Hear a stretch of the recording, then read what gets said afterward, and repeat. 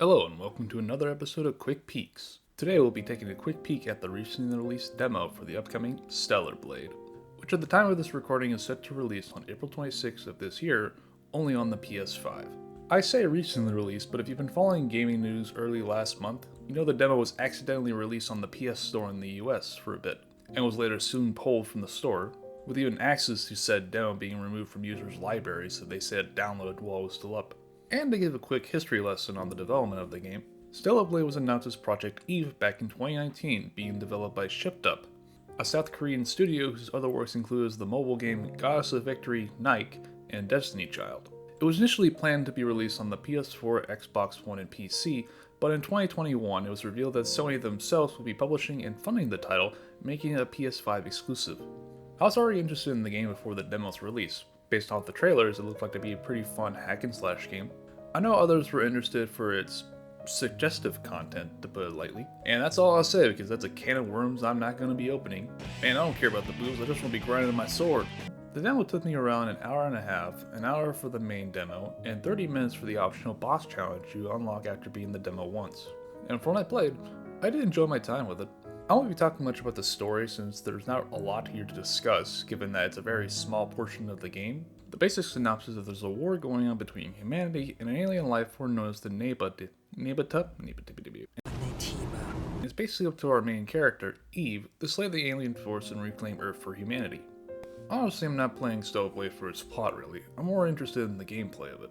Visually it's really nice, and I like the alien designs you encounter throughout the demo.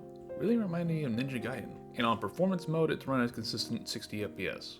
It's very much inspired by Souls-like games, with the way it's structured with camps allowing you to regain healing items and enemies respawning whenever you rest at a camp. There is some light platforming here and there, and light puzzle solving too. One of the major differences between this and other Souls-like games is that you don't lose items upon death, and checkpoints seem pretty generous, for the few times I died anyways. Nor do you have a stamina meter either. You do have a burst gauge you can build up through attacking enemies or performing perfect blocks. These be used for special attacks which can dish out the pain for enemies and especially for bosses.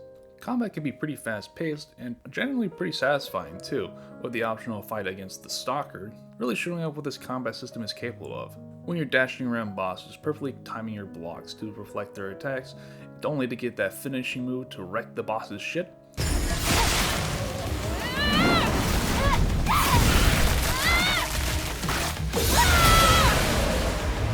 It's awesome.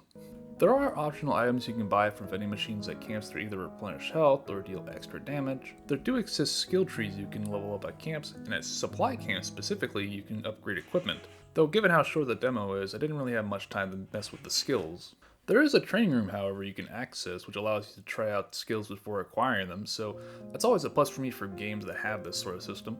I do have a couple of nitpicks with the gameplay however. For one, I wish you automatically picked up certain items instead of having to press or hold the R2 button to do it. I don't have an issue with this for equipment, but I say for money should be an automatic pickup regardless.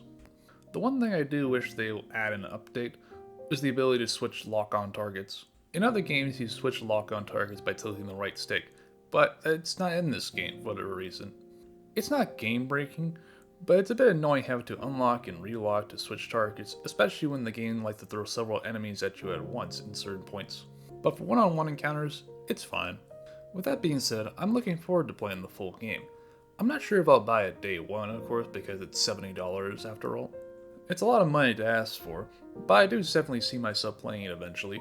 Then again, I say that for a lot of games, but I never end up doing it anyways. It's only on the PS5 as of now. Maybe there'll be a PC version later in the future, like other PlayStation published/developed titles.